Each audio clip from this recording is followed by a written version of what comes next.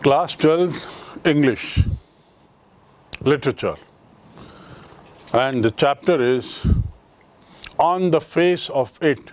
On the Face of It. On the Face of It का क्या अर्थ है? वैसे तो बड़ा सरल लग रहा है, फेस माने चेहरा, लेकिन जैसे जैसे हम इसको पढ़ेंगे आगे ये स्पष्ट हो जाएगा कि why this title to this story or whatever you call it.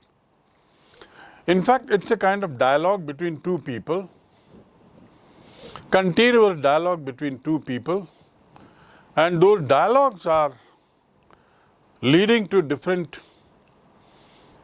situations and different directions. इससे पहले मैं आगे बढ़ूं, let me introduce you to the writer of this, another lady, Dame Susan Elizabeth Hill. Dame Susan Elizabeth Hill, an English writer of eminence. She wrote voluminously. Born in 1942, she wrote many novels, stories, and won acclaim for her writing. अपनी लेखनी के लिए उसने बहुत नाम कमाया, प्रशंसा पाई. So much so that she was awarded two of the highest awards by the British government. Bharat में जैसे हम जानते हैं कि भारत रत्न सर्वोच्च अवार्ड है, उसके बाद पद्म विभूषण, फिर पद्म भूषण आदि आदि. England also has the tradition of, long-standing tradition of awarding people with the highest titles, with the titles. So Mrs. Susan Hill is such an eminent writer that first she was awarded Order of the Commander of the Order of British Empire. Commander of the Order of British Empire. And thereafter in 2020 she was awarded Dame Commander of the Order of British Empire. Dame means lady, respected lady is called a dame. So she has been a very prolific writer of world fame, highly appreciated all over. तो उनकी एक पुस्तक का एक extract यहाँ लिया गया है जो डायलॉग के रूप में है, और इसमें दो ही कैरेक्टर्स हैं, एक थोड़ा वृद्ध सज्जन जो अकेले एकांतवास में है, और एक बच्चा जो उस वृद्ध सज्जन के पास आकर से टकराता है मतलब उनका अचानक सामना होता है, अचानक. The old man is sitting in his garden. He's not very old, but still.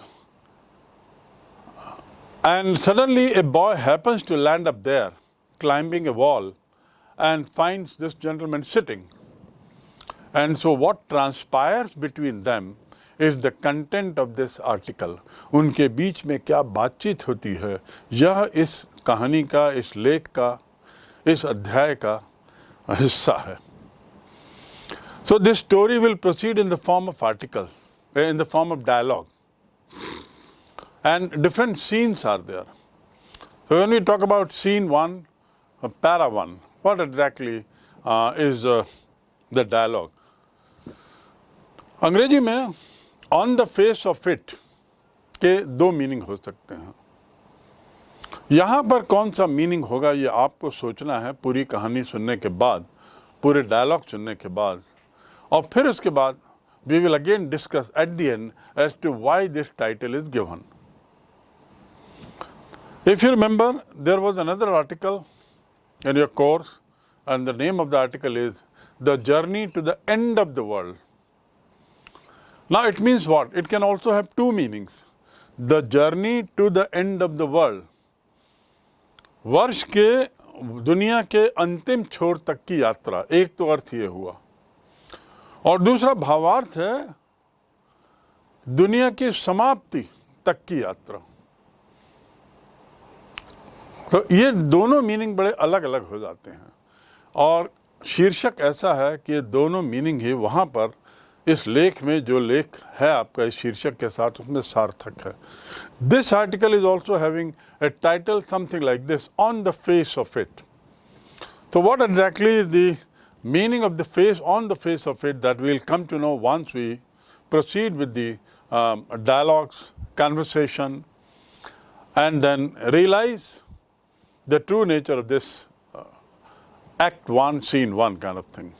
So let's proceed. Now remember that the place where this Mr. Lamb is sitting, who is one of the characters, is a garden.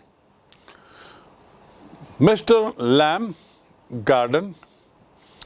There is the occasional sound of bird song and tree leaves rustling. Rustle करना मतलब रगड़ना, घिसना. पत्ते जब एक दूसरे से टकराते हैं, सूखे पत्ते, तो एक साउंड आता है, उसे कहते हैं रसल करना. इस तरह के साउंड को कहीं भी रसल कहते हैं. तो रसलिंग साउंड कभी कभी आता है वहाँ पर, और उसके अलावा चिड़ियों की कुछ आवाज़, चहचहाट आती है. अकेजनल अर्थात कभी कभी. कहाँ? उस गार्डन में जहाँ पर मिस्टर लैम्ब बैठे हैं. Derry's footsteps are hard. दूसरा कैरेक्टर का नाम है डेरी. उसके जो कदम हैं वो सुनाई देते हैं. Derry's footsteps are hard as he walk slowly and tentatively through the long grass. Derry जो है वो एक थोड़ी दूरी से चलता हुआ आ रहा है और उसकी आवाज़ सुनाई देती है बहुत धीरे धीरे चलने की. क्यों? क्योंकि ऊंची ऊंची ग्रास है. As he walks tentatively through the long grass. लंबी लंबी घास हैं, उसके बीच से वो अपना रास्ता बनाते हुए आ रहा है. तो उसमें जो हल्की हल्की आवाज़ है वो भी सुनाई दे रही है, चिड़ियों की आवाज़ के अलावा, और साथ में पत्तों के झड़ने की, उनके टकराहट की आवाज़. He pauses. He means Derry. Pause means, you know, in mobile you have the word pause. In computer you have the pause. That means stop. And then when you press that button again, it restarts. So here he pauses. Then walks on again. वो थोड़ा चलता है, थोड़ा रुकता है और फिर आगे बढ़ता है, जारी रखता है अपनी यात्रा. He comes round a screen of bushes. Screen of bush मतलब क्या होता है? Screen of bush मतलब छोटी छोटी झाड़ियों के झुंड के सामने पहुंच जाता है, जो एक तरीके से इतनी घनी है कि दीवार का काम करती हैं, स्क्रीन का काम करती, पर्दे का काम करती हैं. इतनी घनी झाड़ियों के झुंड के सामने वो पहुंचता है. He walks and comes round a screen of bushes so that when Mr. Lamb speaks to him, he is close at hand. जब वो इतने पास आ जाता है बुश के कि अचानक उसको मिस्टर लैम्ब की एक व्यक्ति की आवाज़ आती है जिनका नाम मैंने बताया, मिस्टर लैम्ब. और उनकी आवाज़ सुनते ही वो चौंक जाता है. Mister Lamb speaks to him, he is close at hand. इतने पास कि लगभग हाथ की दूरी पर पहुंच गया, लेकिन उसे मिस्टर लैम्ब दिखाई नहीं दिए थे क्योंकि झाड़ियाँ वहाँ थी सामने, उसका पर्दा था, तो इसलिए लैम्ब दिखाई नहीं दे. लैम्ब साहब को आवाज़ आ गई और उन्होंने कुछ कहा अचानक, तो उससे वो घबरा गया. And Derry is startled. To startle means चौंका देना, and Derry is startled means Derry चौंक गया. टू स्टार्टल मीन्स चौंका देना. अब बातचीत शुरू होती है. ये सीन है गार्डन. लैम्ब साहब बैठे हुए अकेले, हल्की हल्की कुछ आवाज़ पत्तों की, कुछ चिड़ियों की आवाज़ आती है, और थोड़ी दूर से एक आवाज़ आ रही है घास के बीच से, लंबी लंबी घास के बीच से कोई चलता हुआ. जैसे ही मिस्टर लैम्ब को लगता है कि कोई बहुत पास आ गया है, वो तुरंत बोलते हैं, माइंड द एप्पल्स. सेब को देखना, सेब पर नज़र रखना, अर्थात उससे मत टकराना, उसको मत तोड़ना, उसको मत गिराना. Mind the Apple. माइंड मतलब होता है दिमाग, लेकिन बोलचाल की भाषा में, रोज की भाषा में कहते हैं माइंड योर बिहेवियर. अपने बर्ताव को ठीक रखो. Mind your language. अपनी भाषा ठीक रखो. Mind your tongue. अपनी जुबान ठीक रखो. Mind your self. अपने स्वयं को ठीक रखो. तो यहाँ पर लैम्ब कहते हैं माइंड द एप्पल्स, एप्पल को ध्यान में रखो, अर्थात वहाँ सेब लगे हुए हैं, वो सेब तुम्हारे चलने से टूट ना जाए, गिर ना जाए, तुम उसे टकरा ना जाओ। डेरी कहता व्हाट, हु इज दैट, क्योंकि उसको तो पता नहीं था कि झाड़ियों के इस तरफ कोई और बैठा हुआ है। अचानक की आवाज़ लैम्ब की सुनते ही वो चौंक जाता है और वो बोलता कौन, व्हाट, क्या, किसकी आवाज़, यहाँ कौन बैठा है, who is there, who is that, कौन है, कहाँ है। अचानक डेरी पूछता है, जो 14-15 साल का एक यंग बॉय है। मिस्टर लैम्ब उसका जवाब देते हैं, कहते हैं लैम्ब इज माई नेम, मेरा नाम लैम्ब है। माइंड द एप्पल्स, सेब से मत टकराना, सेब से बचना। क्रैब एप्पल्स दोज आर, ये जंगली सेब हैं। क्रैब एप्पल जो होते हैं, क्रैब एप्पल जंगली सेब को कहते हैं। तो crab apples they are, mind yourself, windfall in the long grass, ये लंबी ग्रास में गिर जाते हैं, तो mind them, you could trip, trip करना मतलब तुम उसके ऊपर पैर रख दोगे, गलती से फिसल जाओगे, you may trip.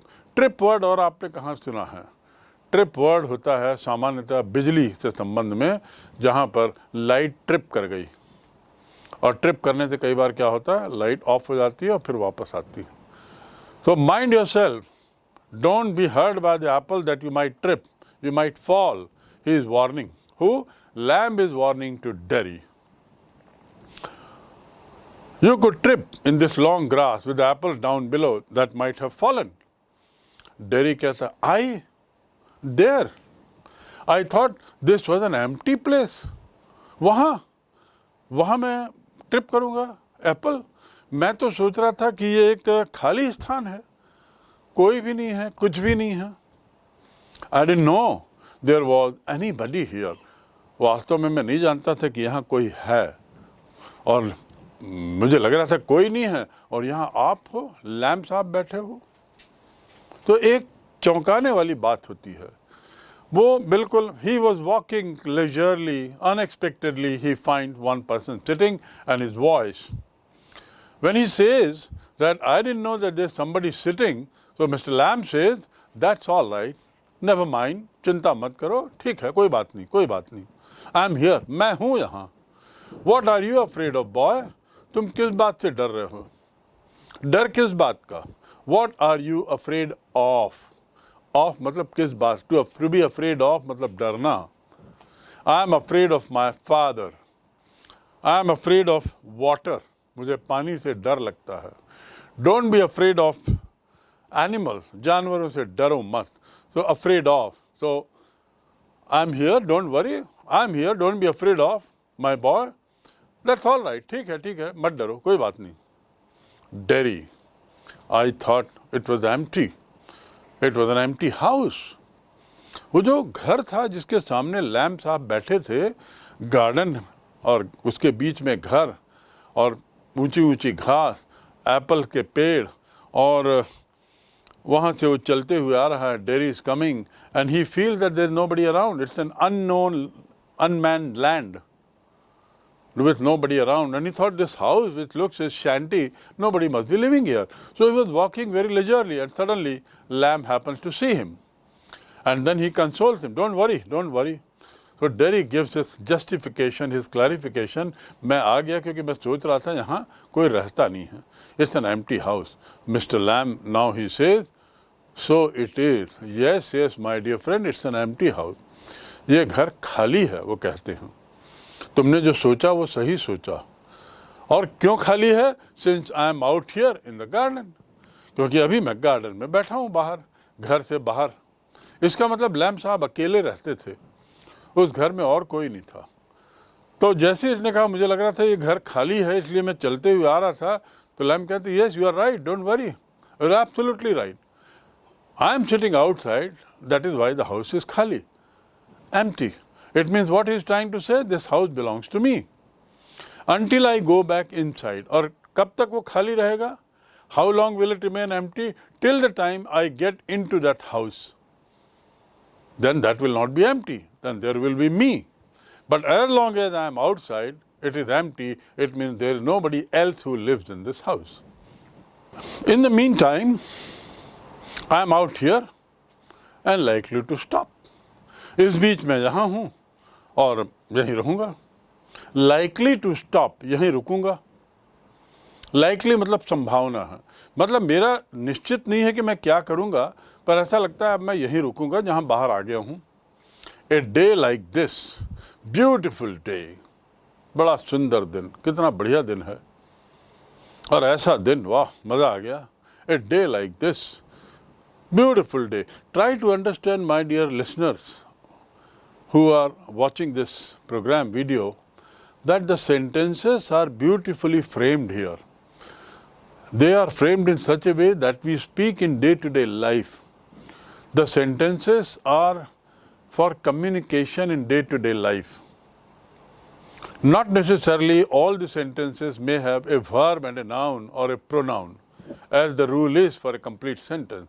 When we speak generally, we don't speak complete sentences, but we do convey what we wish to convey by speaking, and that's what is the nature of conversation going on here.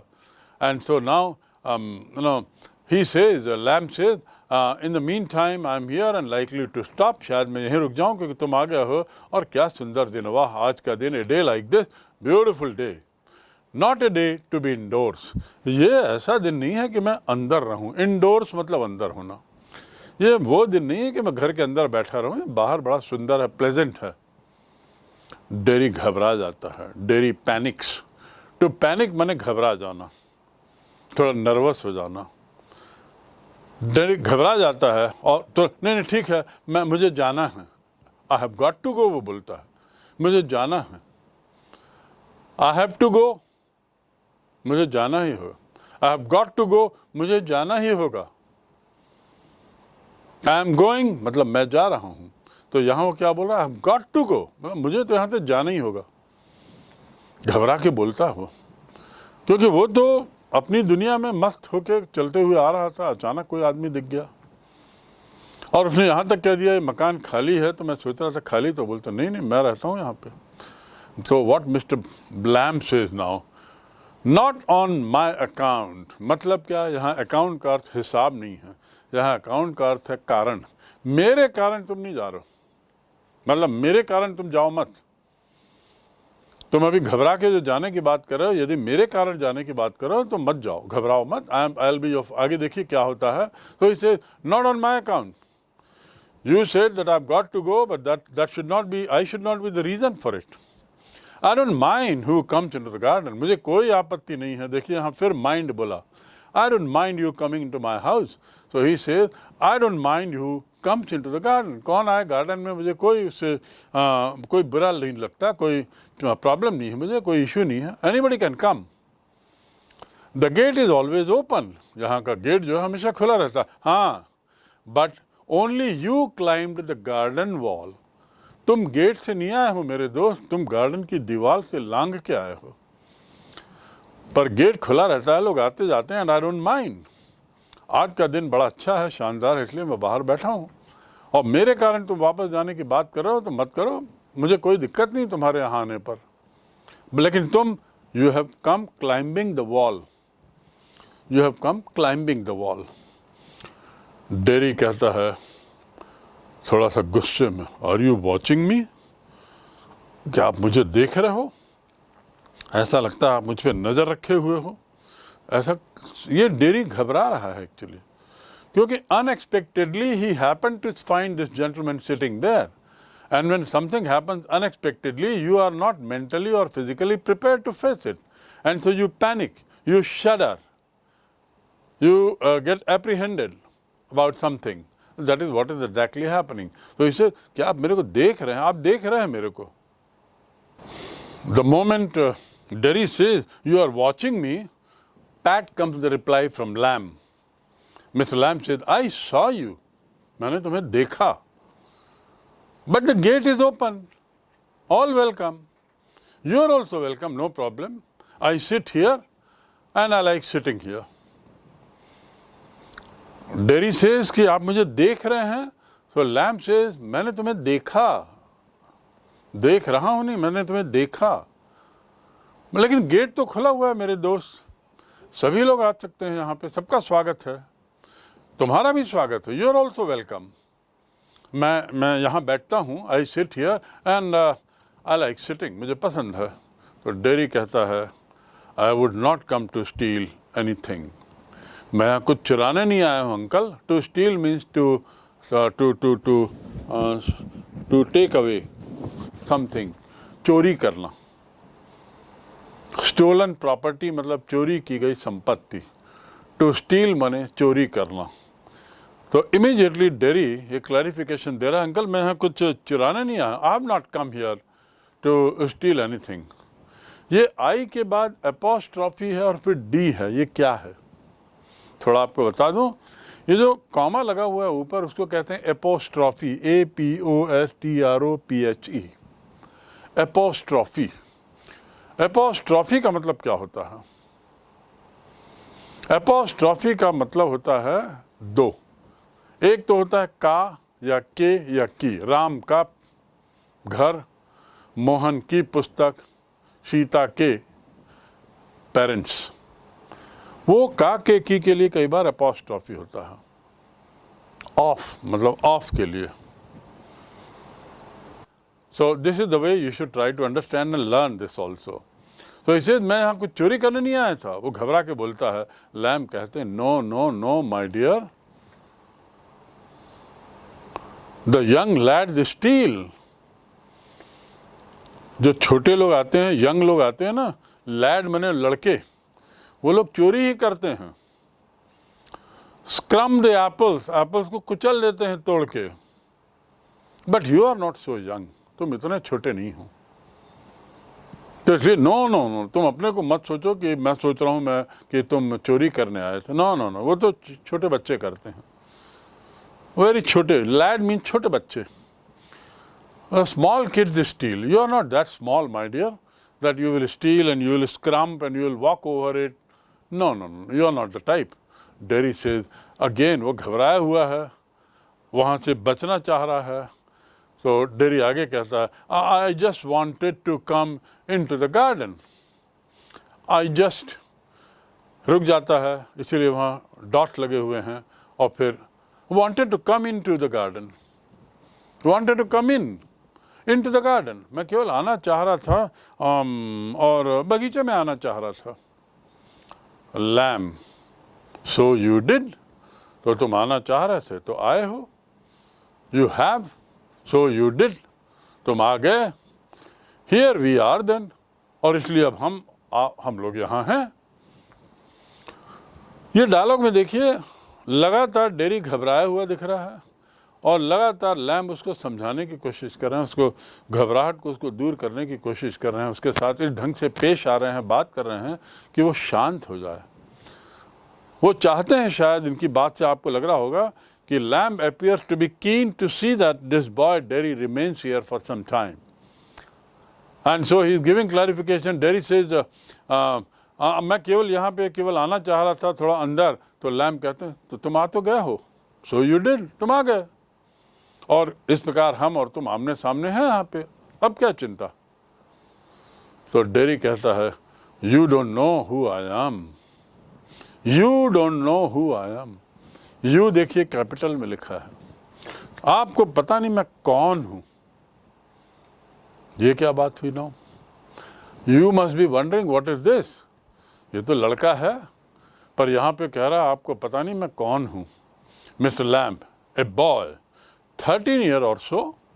तो Lamb कहते नहीं, मैं देख रहा हूं तुम एक लड़के हो, करीब 13 साल के हो गए, यानी you are a teenager, beginning, teenager की बिगिनिंग। टीनेजर किसको बोलते हैं? TEENGER, टीनेजर उन बच्चों को बोलते हैं जिनकी उम्र 13 से 19 तक की होती है, जिसमें TEEN आता है। 13, 14, 15, 16, 17, 18 और 19, इस उम्र के बच्चों को कहते हैं टीनेजर। ऐसी एज वाले जो टीन में आते हैं, जिनकी एज के आगे टीन लिखा रहता है। So he is, you are just a young teenager, youngest teenager, 13. So कोई तुम जो सोच रहे हो कि who I am, Well, I know you are a boy. I know you must be about 13-year-old. Derry says, no, no, no, no, no, I'm 14. वो कहता नहीं नहीं मैं 14 साल का हूँ, और फिर रुक जाता। फिर कहता है but I have got to go now. फिर घबरा के कहता, अचानक याद आता है कि मैं ये कहाँ फंस गया, ये लैम्ब पता नहीं क्या करना चाह रहे हैं, what Lamb may be up to, what is he trying to do with me, what will he do with me, and it might be getting dark, and it was a garden which was very deep green with tall grasses, lone house, big place, and so he is still panicky. तो वो फिर रुक के बोलता है, अपने को बोलता है मैं 14 साल का हूँ, और फिर अचानक याद आता है तो बोलता नाउ आई गो, अब मैं चला, गुड बाय। लैम्ब कहते हैं nothing to be afraid of my dear, घबराओ मत, घबराने वाली कोई बात नहीं मेरे दोस्त, just a garden, just me, यहाँ पे घबराने वाली कोई बात नहीं है, ये एक प्लेन बगीचा है और मैं अकेला हूँ। जस्ट मी, जस्ट मतलब केवल मैं, जस्ट मतलब केवल गार्डन, और जस्ट का मतलब क्या होता है, जस्ट ए मिनट, मतलब क्या बोलते हैं, केवल 1 मिनट में आता हूँ, जस्ट ए मिनट वेट, केवल 1 मिनट के लिए वेट करो, वहाँ जस्ट, और जस्ट का एक मीनिंग और है न्याय। He is known for his just opinions, वह अपने न्यायोचित ओपिनियन के लिए जाना जाता है। जस्ट, जस्ट मतलब न्यायोचित, दूसरा मीनिंग, लेकिन यहाँ पे जस्ट का मतलब है केवल। तो I have got to go, तो लैम्ब कहते हैं nothing to be afraid of, फिर उसको समझा रहे हैं बेचारे, शांत कर रहे हैं, घबराओ मत भाई, ये तो केवल एक गार्डन है, मैं अकेला हूँ, घबरा क्यों ना। डेरी कहता है but I am not afraid, और बोलता है अपने को, अपने डर को छिपाते हुए, नहीं नहीं नहीं, मैं डर नहीं रहा हूँ, मैं डर नहीं हूँ, बल्कि people are afraid of me. अब वो एक बात आगे बोलता है, पॉज करके, रुक के, मैं नहीं डर रहा हूँ। कौन बोल रहा है? लोग मुझसे डरते हैं। कितनी बड़ी बात, और ऐसी क्या बात हो गई, ये बात आगे पता लगती है। तो लैम्ब कहते हैं वाई शुड दैट बी, ऐसा क्यों कि दूसरे तुमसे डरें? 13 साल के छोटी उम्र के बच्चे, कच्ची उम्र के बच्चे, why should people be scared of you, why should people be afraid of you? Dairy कहता है सब लोग, everybody is afraid of me, everyone is scared of me. It doesn't matter who they are. इससे कोई मतलब नहीं कि वो कौन है, क्या करते हैं, क्या कहते हैं, या कैसा दिखते हैं। हाँ, बस उनको मुझसे डर लगता। How they pretend, I know, I can see. To pretend मतलब दिखावा करना, PRETEND, दिखावा करना। Don't pretend that you are rich. Don't pretend to be a rich person. Don't pretend to be an officer. You are a servant. Don't pretend to be an officer. तुम एक peon हो, officer जैसा क्यों दिखावा कर रहे हो? Don't pretend to be rich. अमीरी का दिखावा मत करो। तो प्रिटेंशन मतलब दिखावा, टू प्रिटेंड मैंने दिखावा करना। तो यहाँ पे डेरी कहता नहीं भाई, सब लोग मेरे से डरते हैं, ये कोई मायने नहीं रखता कि वो कौन है, वो लोग क्या बोलेंगे, या वे कैसे दिखते हैं। हाउ दे प्रिटेंड, वो केवल दिखावा करते हैं। आई नो, आई कैन सी, मैं जानता हूँ, मुझे मालूम है, मुझे दिखाई देता है कि वो लोग दिखावा करते हैं, मुझे सब मालूम है। 13 साल का बच्चा इतने कॉन्फिडेंटली बोल रहा है, और किस बात पे? कि मुझसे लोग डरते हैं। तो लैम्ब, तुमसे क्यों डरेंगे भाई? उसके जवाब में ये कह रहा है कि नहीं नहीं, मुझे पता है सब डरते हैं, उनको इससे मतलब नहीं कौन है क्या, बस वो डरते हैं। तो अंत में लास्ट वर्ड बोलता है आई कैन सी, मैं देख सकता हूँ। तो लैम्ब कहते हैं सी व्हाट, क्या देख सकते हो? डेरी कहता है व्हाट दे थिंक, वो लोग क्या सोच रहे हैं उसे मैं जान सकता हूँ। वो लोग मतलब कौन? जो डेरी को देखते हैं, वो लोग डेरी को देखने के बाद क्या सोचते हैं, इसको मैं जानता हूँ, ऐसा डेरी बोल रहा है। So Derry is trying to, sort of trying to prove that he can understand the minds of others. Others means those people who happen to see Derry. Derry is very quick to reply, I can make out what they think about me. And now the curiosity increases. Lamb भी समझ नहीं पा रहा है क्या बोल रहा है 13 साल का बच्चा। दूसरे क्या सोच रहे हैं ये कैसे जान जाता है, क्यों जान जाता है? तो इट साउंड वेरी फनी. तो लैम्ब सेज, डेरी कहता है, लैम्ब कहता है see what, I can see what. तो डेरी कहता है व्हाट दे थिंक, वो क्या सोच रहे हैं मैं समझ जाता हूँ. ये देखिए, एक बच्चे और एक बड़े के बीच में बातचीत चल रही है इस गार्डन में. बड़ी इनोसेंट बातचीत, बड़ी सरल बातचीत चल रही है. सवाल जवाब हो रहा है, एक छोटा बच्चा बोल रहा है, बड़ा आदमी उसका जवाब दे रहा है, छोटा बोल रहा है. और ऐसा होते होते धीरे धीरे इसका जो डर है थोड़ा ख़त्म होने लगता है. लैम्ब उससे बातचीत कर करके थोड़ा समय निकाल रहा है ताकि धीरे धीरे समय के साथ उसका भय कम हो जाए. और उसी में कुछ नई नई बातें निकल रही हैं, जिसमें बोलता है आई कैन सी, तो ये पूछता है Lamb what can you see, so he says I can think, I can see what they think.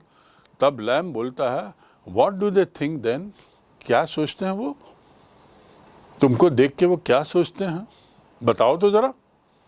What do they think then, then मतलब तब, वो लोग क्या सोचते हैं. डेरी कहता है you think here is a boy, आप सोचते हो कि यहाँ एक लड़का है. You look at me and then you see my face and you think, आप मुझे देखते हो, मेरे चेहरे को देखते हो और फिर कुछ सोचते हो. That's bad. ये बड़ी बुरी बेकार बात है, अच्छी बात नहीं है कि आप मेरे को देखो, मेरा चेहरा देखो और फिर कुछ मेरे बारे में सोचो. That's a terrible thing. ये बहुत बुरी बात है. टेरिबल मतलब बहुत बुरी. ये खराब बात ही नहीं, बहुत बुरी बात है कि आप चेहरा देख के सोचने लगते हो कि मैं कौन हूँ, क्या हूँ, कैसा हूँ. कोई भी लोग चेहरा देख के सोचने लगते हैं सामने वाले के बारे में, दैट इज़ बैड. मतलब चेहरे से किसी को पहचानना, चेहरे से किसी को समझने की कोशिश करना बहुत गलत है. ये डेरी लैम्ब को समझा रहा है. A 13-year-old boy, he is trying to say don't go by the face. चेहरा धोखा दे सकता है, चेहरे पर मत जाओ. And so here he says, you look at me and then you see my face and then you think that's bad. ये बहुत बुरी बात है, अच्छी बात नहीं है. That's a terrible thing. ये बहुत बुरी बात है. That's the ugliest thing I ever saw. Ugliest मतलब सबसे गंदी बात. Ugly मतलब बदसूरत. Ugliest मतलब सबसे ज़्यादा बदसूरत बात है. तो बात के लिए बदसूरत शब्द ना होकर के सबसे ज़्यादा खराब बात है. It is the ugliest thing that can happen to somebody that you judge somebody by his face. अब ऐसी बात क्यों कर रहा है? ये तो एक दार्शनिक जैसी बातें हो रही. एक 13 साल का बच्चा वो क्यों ऐसी बात कर रहा है? आप इस उम्र में भी नहीं करेंगे ऐसी बात कि मेरा चेहरा देख के क्यों. ये बहुत समझदारी वाली बात कर रहा है एक 13 साल का बच्चा. We'll learn why it's happening. That's the ugliest thing I ever saw. To ever saw मतलब मैंने कभी देखा हो. ये सबसे बुरी बात है जो मैंने कभी देखी. क्या? किसी का चेहरा देख के ओपिनियन बना लेना. You think poor boy. आप सोचते हो मेरे को देख के अरे बेचारा. पुअर बॉय मतलब बेचारा. पुअर बॉय मतलब गरीब नहीं, उसका हिंदी अनुवाद होगा बेचारा. बट आई एम नॉट बेचारा. I am not a poor boy. Not poor also. Underneath जो दिखाई दे रहा हूँ उसके नीचे यू आर अफ्रेड. आप जो ऊपर से दिख रहे हो थोड़ा सा घबराए हुए हो. Underneath, you are afraid. आप घबराए हुए हो. Anybody would see. Anybody would be. I am. कोई कुछ भी हो, मैं हूँ. When I look in the mirror and see it, I am afraid of me. अब ये लाइन देखिए, जब मैं अपने को मिरर में देखता हूँ तो स्वयं को देखकर घबरा जाता हूँ. This is a very important line. Anybody would be. I am. When I look into the mirror and see it, I am afraid of me. मैं स्वयं से घबरा जाता हूँ जब मैं उसको देखता हूँ. तो अपने को जब मिरर के सामने लाता हूँ और उसको देखता हूँ तो अपने से घबरा जाता हूँ. क्या चीज़ है? Let us learn. And now we come to the part 2 of this story. There is a little bit of change in the nature of dialogue. Mr. Lamb, he says, later on, when it's bitter cooler, I would get ladder and stick. बाद में, later on मतलब बाद में, जब थोड़ा सा ठंडक बढ़ जाती है, a bit cooler, a bit means थोड़ा, ठंडक बढ़ जाती है, I'll get the ladder, मैं सीढ़ी लेके आता हूँ, and a stick, और एक छड़ी लेके आता हूँ, and pull down those crab apples. pull down मतलब खींच के गिरा देना. छड़ी से मैं सीढ़ी में चढ़ता हूँ और छड़ी से मैं वो क्रैब एप्पल जो है, जंगली सेब, उनको गिरा देता हूँ. They are ripe for it. Ripe माने पका होना. The mango is ripe. That gentleman died at the ripe age. Ripe age मतलब ऐसी उम्र में जब पूरा पक गया हो, अर्थात उसने पूरा जीवन जिया हो. 80, 85 साल, 90 साल की उम्र में जब डेथ होती है तो हम कहते हैं he died at the ripe age. So यहाँ पर ripe का अर्थ है पका हुआ. जब मैं गिराता हूँ तब तक वो पक जाते हैं. I make jelly. मैं उसका जेली बनाता हूँ. It's a good time of the year, that is September. वो बड़ा अच्छा महीना होता है साल का. सितंबर का जो महीना है उस समय पक जाते हैं वो लगभग, और मैं उनको गिरा देता हूँ, फिर जेली बनाता हूँ. Look at them, देखो फिर से इनको, एप्पल्स को. Orange and golden colour. Orange का रंग है, संतरे का रंग है और सुनहरा रंग है. That's magic. बड़ा सुंदर दिखता है, बड़ा जादू ही दिखाई देता है. That's magic. Fruit I often say. फल है, मैं इसे often मतलब जब तब, मैं हमेशा इसे फल कहता हूँ. I often say. और फल है, crab apple, it means जंगली सेब. But it is best picked and made into jelly. इसका सबसे बढ़िया उपयोग मैं करता हूँ, पका हुआ मैं नहीं खाता, जो गोल्डन या ऑरेंज दिखता हो, मैं इसका सबसे ज़्यादा उपयोग करता हूँ जेली बनाने में. You could give me a hand. तुम भी मेरी मदद कर सकते हो.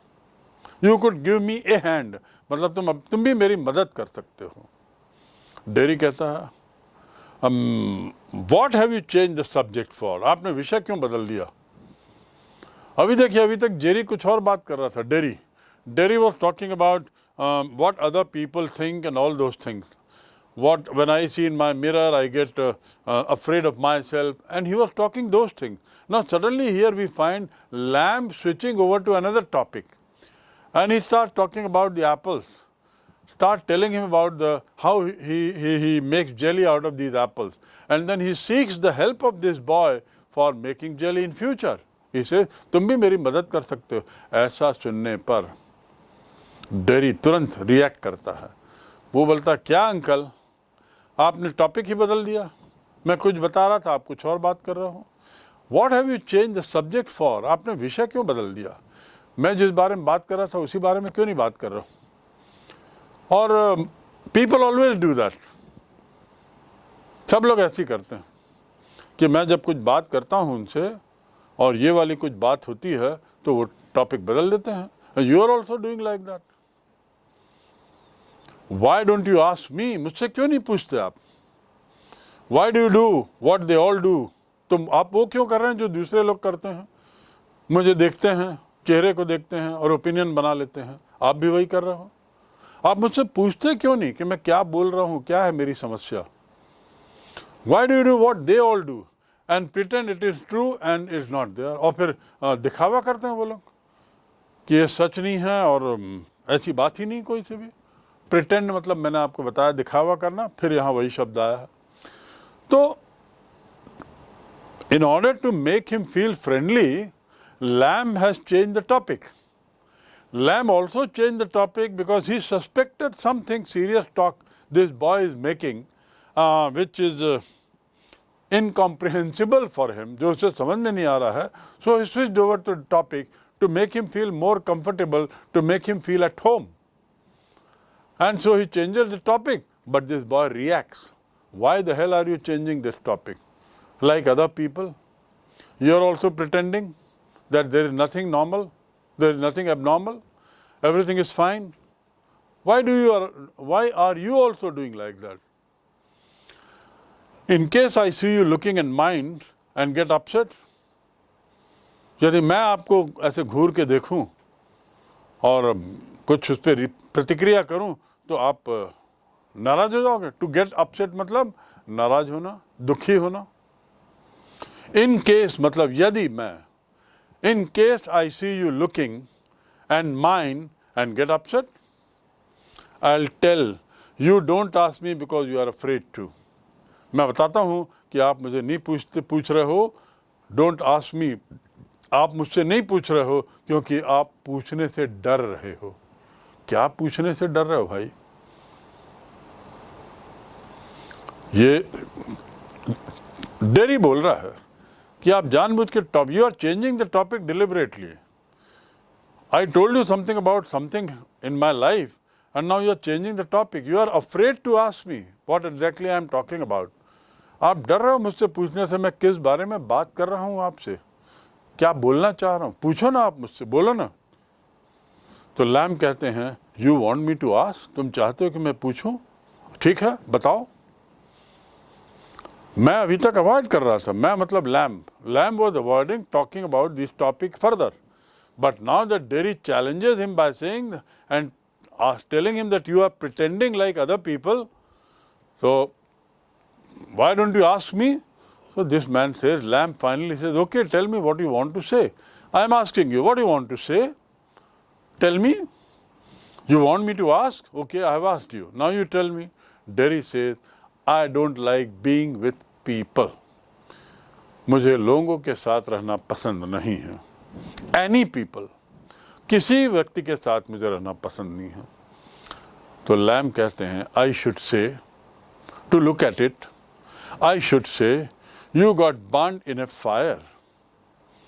मुझे कहना चाहिए, जैसा मैं देखता हूं, कि शायद तुम फायर में कभी जल गए थे, आग में कभी जल गए थे. ये देखिए, अचानक ये बात लैम बोलते हैं. मतलब उन्होंने कुछ देख लिया था उसके चेहरे में, लेकिन बोल नहीं रहे थे. He wanted the boy to be comfortable. But here now, when the boy insisted that you ask me why I don't like people, what is my problem, you ask me, Lamb decided to ask, and in reply to that, before he could say, Derry could say, Lamb himself says, ऐसा लगता है कहीं पर तुम जल गए थे. You got burned in a fire. Derry कहता है, no, not in a fire. I got acid all down. Fire में नहीं जला था अंकल, मेरे ऊपर पूरा तेजाब गिर गया था. तेजाब एसिड जानते हैं ना, पूरे शरीर को जला देता है यदि वो एसिड गिर जाए तो वो एसिड मेरे शरीर पे गिर गया था. वो एसिड मेरे चेहरे के एक भाग पे गिर गया था, on that side of my face, and it burned it all away. और उस एसिड ने मेरे इस चेहरे के इस भाग को पूरा जला दिया. It ate my face up. उसने मेरा पूरा चेहरा खा लिया. It ate me up. उसने मेरे को खा लिया. And now it's like this. और अब ये चेहरा मेरा ऐसा है. And it won't ever be any different. और अब ये चेहरा ऐसा ही रहेगा, कोई बदलाव नहीं आएगा. It means the face of this boy was not probably as much visible to Mr. Lamb, who was sitting on the other side of his face. If his face was burnt on this side, probably Lamb was sitting here, and the boy thought that Mr. Lamb has not seen his face burnt. But Mr. Lamb was clever enough. He was very sensible. He had seen that his face is burnt, but he didn't want to talk about it. Otherwise, he might feel bad, he might feel ill. As such, the boy was very nervous, panicky, and he was trying to go back quickly. Any more question on face would have angered him further and would have pushed off. And so Lamb acted very cleverly, very smartly, and he just said that I have seen your face. he said only after Derry insisted that you must ask me and I'll tell you what happened. And so he says it got burnt not by fire, as you might think, but by acid. And since then the face is like this, it can't change. And now it's like this, and it won't ever be any different. Well, Mr. Lamb says, no, so sad. No. Derry says, aren't you interested? क्या आप interested हैं जानने में? क्या आप जानने में इच्छुक हैं? लैम्ब कहते हैं, you are a boy who came into the garden. तुम एक छोटे बच्चे हो जो गार्डन में आए. बहुत लोग आते हैं. Plenty people do. Plenty मतलब बहुत. I am interested in anybody. जो भी आता है मैं उसमें हर एक में इंटरेस्टेड हूँ. I am interested in anybody and in anything. And you are asking me, you are not interested in me? No, you are wrong. I am interested in everybody. Anybody and everybody. There is nothing God made that doesn't interest me. Beautiful sentence by Lamb. He says, दुनिया में ऐसी कोई चीज़ नहीं है जो भगवान ने बनाई हो और उसमें मेरी रुचि ना हो. तो मैं कोई कारण नहीं देखता कि मेरी रुचि तुम में क्यों ना हो. That means I am interested, very much interested in you, just as I am interested in any other thing that exists in the world, which is God's creation. Look over there, over beside the far wall, what can you see? और फिर lamb कहते हैं, देखो दूर दीवार की तरफ क्या दिखाई दे रहा है? Look at that wall, what can you see? Look over there. पहले तो बोलते हैं कि मैं हर चीज़ में इंटरेस्टेड हूँ. इस गलत फहमी में नहीं रहना डेरी कि मेरे इंटरेस्टेड नहीं है तुम में. मैं हर में इंटरेस्टेड हूँ, तुम में भी, सब में भी. उस दीवार के पार देखो, दूर दीवार को देखो, दीवार के बाजू में देखो क्या दिख रहा है.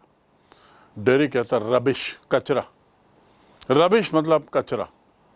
लैम्ब कहते rubbish. Look boy, look, what do you see? देखो, थोड़ा गौर से देखो क्या दिखाई दे रहा है. Dairy, just grass and stuff, weeds, जंगली पौधे और घास और ऐसी कुछ फालतू चीजें. डेरी कहता है, लैम्ब कहते हैं, सम कॉल देम वीड्स, कुछ लोग इसे जंगली कहते हैं, कुछ लोग इसे व्यर्थ की ग्रास कहते हैं. And if you like then a weed garden, और यदि तुम्हें पसंद आएगा वीड तो तुम बोलोगे weed garden.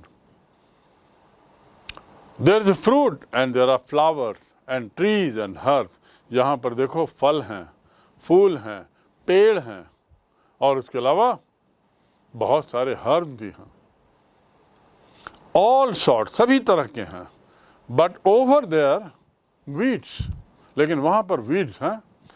I grow weeds there. मैं वहाँ पर उगाता हूँ weeds को. Why is one green growing plant called a weed? क्यों एक ग्रोइंग प्लांट को हम वीड बोलते हैं? And another is called flower. Plant में एक चीज कुछ उग रही है तो हम उसको वीड, जंगली बोलते हैं, और दूसरे में कुछ उग रहा है उसको फूल बोलते हैं. भाई ऐसा क्यों? देखिए, अभी तक Derry was talking philosophical, and now when Lamb is challenged by Derry, and Lamb told and Derry told Lamb that you are avoiding, you are pretending. Lamb comes into his own, and then he says, look my dear, now he becomes philosophical and he says, at one place that same thing is called weed, at the other end it is called flower. They are one and the same thing, but different names at different places. What is the difference? Where is the difference? वहाँ दूर देखो, वहाँ उसको हम weed कह रहे हैं, यहाँ पास में उसी को फ्लावर कह रहे हैं. It's all life my dear. यही जिंदगी है. Growing same as you and me. It's all life. यही जिंदगी है. वैसे ही जैसे तुम ग्रो कर रहे हो, मैं ग्रो कर रहा हूँ. Derry, we are not the same. अब डेरी फिर बोलता है, अंकल हम एक नहीं हैं, एक जैसे नहीं हैं. लैम्ब कहते हैं, I am old, you are young. Try to understand, my friends, the dialogue that's going on. There are inherent deep meanings in each sentence. हर एक वाक्य में बड़ी गहरी बातें कही गई, उसको समझने की कोशिश करो। वो बच्चा जिसका एक गाल एसिड से जल गया है, वो अपनी बात रख रहा है और लैम यहाँ पर उसको समझा रहे हैं, उसके साथ बातचीत कर रहे हैं। तो क्या क्या बातें सामने आ रही हैं। डेरी कहता है हम लोग एक नहीं हैं, कौन बोल रहा है? तो लैम तुरंत बोलते हैं हाँ, मैं बड़ा हूँ, तुम छोटे हो। तुम्हारे चेहरे में एक गाल जला हुआ है, मेरे में एक टिन लेग है। एक टिन लेग है, I have a tin leg, मतलब मेरा एक पैर कटा हुआ है। नॉट इम्पॉर्टेंट, मेरे लिए कोई काम का नहीं। टिन लेग है तो टिन लेग है। You are standing there, I am sitting here, fine. Where is the difference? अंतर क्या है? तुम एक लड़के हो, मैं एक बड़ा हूँ। तुम्हारे गाल में कुछ खराबी है, जला हुआ है, मेरे पैर कटा हुआ है तो मैं टिंड लेग लगाया हूँ, लोहे का पैर। तुम खड़े हुए हो, मैं बैठा हुआ हूँ, तो क्या अंतर है? Where is the difference? ओह, डेरी तुरंत ये सुन के चौंकता है, अरे आपको ये लोहे का पैर क्यों लगा है? अब देखिए कैसे वो बच्चे को अपने गुड बुक्स में लेने में सफल हो रहे हैं मिस्टर लैम। बच्चा जो शुरू में इतना घबरा रहा था, पैनिकी हो रहा था, वो धीरे धीरे हिल गया है। And now he is trying to ask new and new question. आपका पैर क्यों कट गया? आपने लोहे का पैर क्यों लगाया है? मैंने तो अपनी बात बता दी, अपनी समस्या बता दी, अपना ओपिनियन बता दिया। आप बताओ ना क्यों कट गया?